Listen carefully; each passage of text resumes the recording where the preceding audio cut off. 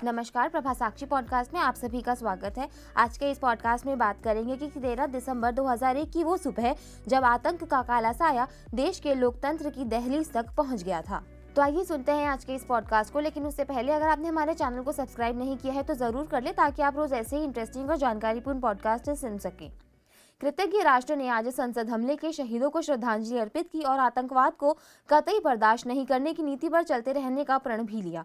संसद हमले की 22वीं बरसी पर संसद परिसर में आयोजित श्रद्धांजलि कार्यक्रम में उपराष्ट्रपति जगदीप धनखड़, लोकसभा अध्यक्ष ओम बिरला, प्रधानमंत्री नरेंद्र मोदी, केंद्रीय गृह मंत्री अमित शाह, भाजपा के राष्ट्रीय अध्यक्ष जेपी नड्डा और अन्य नेताओं ने शहीदों को श्रद्धांजलि अर्पित की। कांग्रेस अध्यक्ष मल्लिकार्जुन खड़गे, कांग्रेस संसदीय दल की अध्यक्ष सोनिया गांधी, कांग्रेस सांसद अधीर रंजन चौधरी और अन्य नेताओं ने भी हमले में अपने प्राणों का बलिदान देने वाले जवानों को श्रद्धांजलि अर्पित की। इसके बाद प्रधानमंत्री नरेंद्र मोदी ने उपराष्ट्रपति जगदीप धनखड़ के साथ शहीदों के परिजनों से मुलाकात की। इससे पहले प्रधानमंत्री नरेंद्र मोदी ने संसद हमले के शहीदों को श्रद्धांजलि अर्पित करते हुए कहा कि उनका साहस और बलिदान देश की स्मृति में हमेशा अंकित रहेगा। मोदी ने एक्स पर लिखा, आज हम 2001 में संसद हमले में शहीद हुए बहादुर सुरक्षा कर्मियों को याद करते हैं और उन्हें भावभीनी श्रद्धांजलि देते हैं।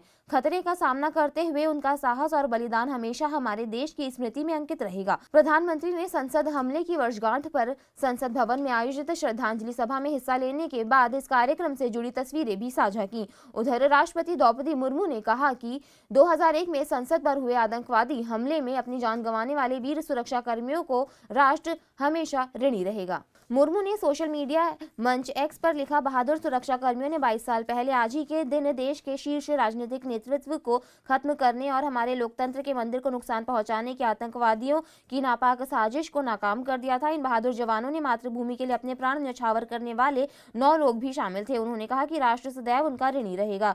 राष्ट्रपति ने कहा कि उनके बलिदान को व्यर्थ नहीं जाने दिया जाएगा, क्योंकि हम हर जगह मानव जाति के लिए खतरा बन चुके आतंकवाद के सभी रूपों को खत्म करने की अपनी प्रतिज्ञा आज दोहराते हैं। जहां तक भारत के लोकतंत्र पर हुए हमले की बात है तो आपको बता दें कि 13 दिसंबर 2001 को लश्कर-ए-तैयबा और जैश-ए-मोहम्मद के आतंकवादियों ने संसद पर हमला किया था। इस हमले में आतंकवादियों का मुकाबला करते हुए दिल्ली पुलिस के 5 जवान, केंद्रीय रिजर्व पुलिस बल की 1 महिला कर्मी और संसद के 2 कर्मी शहीद हुए थे। एक कर्मचारी और एक कैमरामैन की हमले में मौत हो गई थी।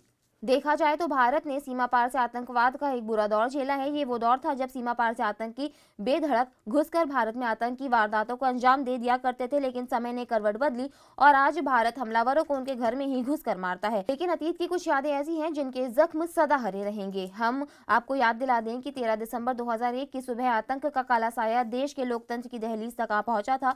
देश की राजधानी बेहद महफूज माने जाने वाले इलाके में शान से खड़े संसद भवन में घुसने के लिए आतंकवादियों ने सफेद रंग की एम्बेसडर का इस्तेमाल किया था और सुरक्षा कर्मियों की आंखों में धूल झोंकने में कामयाब रहे थे। लेकिन उनके कदम लोकतंत्र के मंदिर को अपवित्र कर पाते उससे पहले ही सुरक्षा बलों ने उन्हें ढेर कर दिया। बाद में संसद हमले के साजिशकर्ताओं को भी न्याय के कटघरे में लाया गया और अफजल गुरु को 9 फरवरी 2013 को फांसी पर लटका दिया गया था।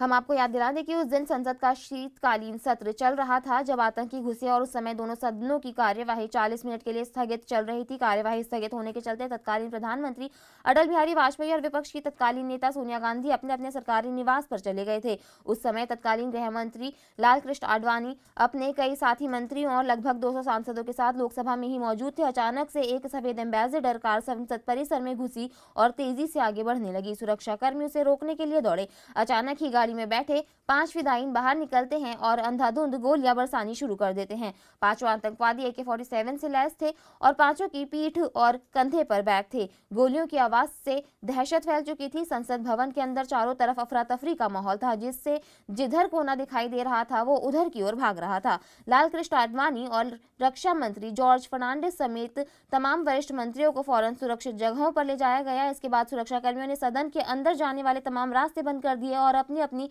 पोजीशन ले लिया। एक आतंकवादी ने गोली लगते ही खुद को उड़ा दिया।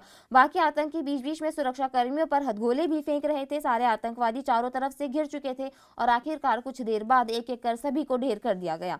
बहरहाल देखा जाए तो संसद परिसर में घुसे 5 आतंकवादियों ने 45 मिनट में लोकतंत्र के सबसे बड़े मंदिर माने जाने वाले संसद परिसर के भीतर गोलीबारी कर पूरे हिंदुस्तान को झकझोर दिया था।